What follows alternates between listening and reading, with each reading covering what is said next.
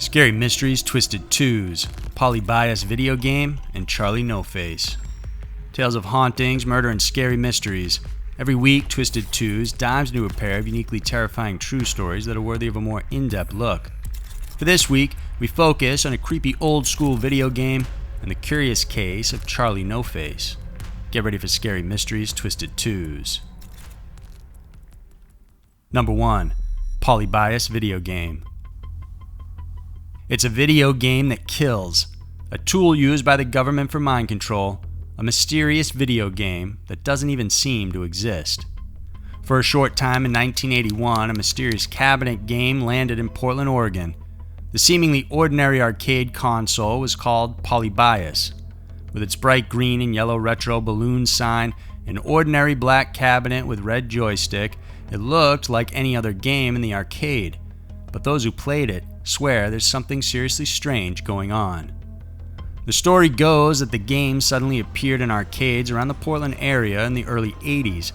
It immediately became popular, almost to the point of addiction.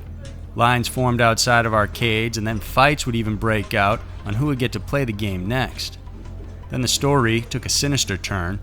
Rumors of men in black visiting the arcade and tinkering with the machines began making the rounds.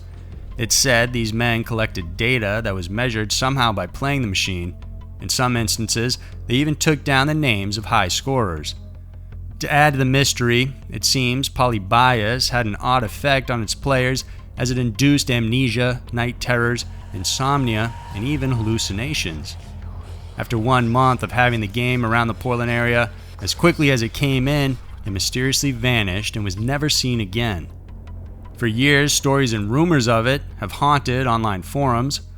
Online, coinop.org, a listing site of the many coin-operated games made, has the game Polybius being listed with a copyright date of 1981. However, this copyright date is dubious since no actual copyright exists. The rest of the information about the game remains hidden as well. Under the name of the company that made the game, it's listed as Sinislotion, roughly translated as sense delete or even sensory deprivation. While there's little proof whether the game was actually made, in 2003, GamePro magazine mentioned Polybius when they released a feature article titled Secrets and Lies. What's so mysterious with Polybius is the suggestion it could have been a game used by the government or secret departments for mind control and brainwashing. This idea has real-world counterparts like the CIA's MK program. That program involved former Nazi scientists under Operation Paperclip. They helped develop technology in the United States after World War II, and MK was a documented, illegal form of experimentation on various human subjects. It involved mind control as well as brainwashing. Curiously, in 2006, a man named Stephen Roach claimed he was one of the developers for the game. According to him, they created it with some new features for the time.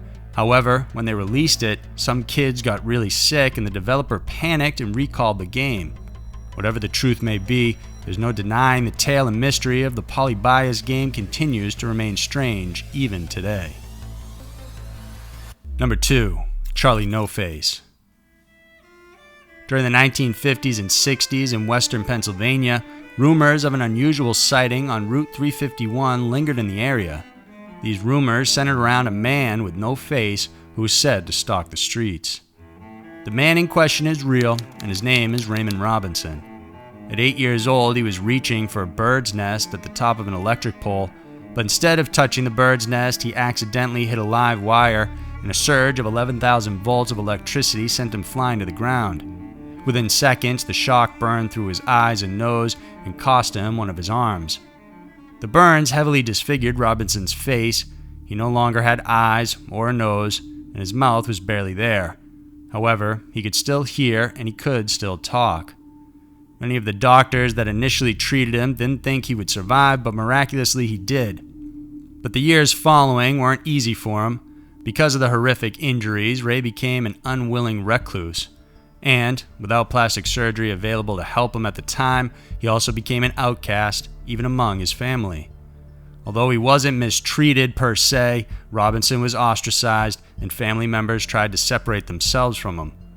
He He simply made the most out of it and learned how to read Braille and became an avid baseball fan. He would listen to radio broadcasts about the games anytime he could. To earn some money, he ended up creating floor mats, wallets, and belts. As he got older, he moved back in with his mother. Since he avoided going out in the morning because of the teasing and strange looks, he often preferred venturing out at night. During his long walks, he walked a stretch of State Route 351.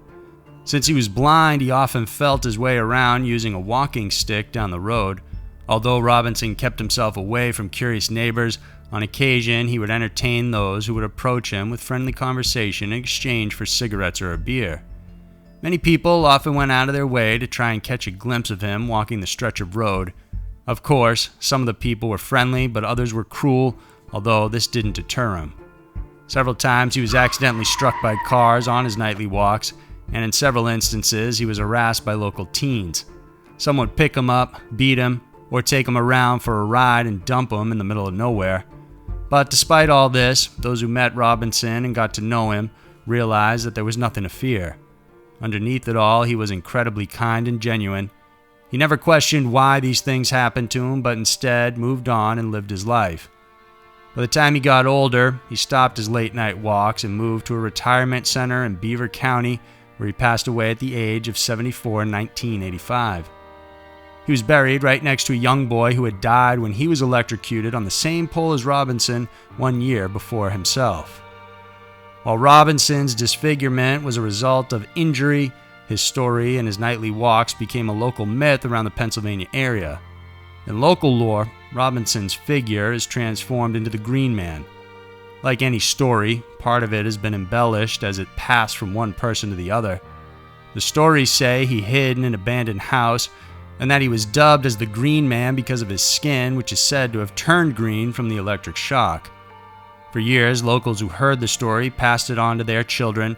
Some people have even forgotten and are surprised that there's an actual person behind this tale. At least one planned film about Route 351 is in the works by filmmaker Tisha York. Today, many people still find fascination with the ghost story of the Green Man or Charlie No Face.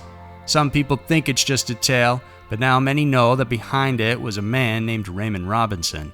On occasion, you will still see fresh flowers being placed on Ray's grave even today. So there were two of the most mysterious and strange stories around. The world can be a crazy place, and Twisted Twos is always sure to show you why. If you enjoyed this video, then please remember to subscribe and check out some of our other videos we know you'll love. Thanks for watching, and we'll see you soon.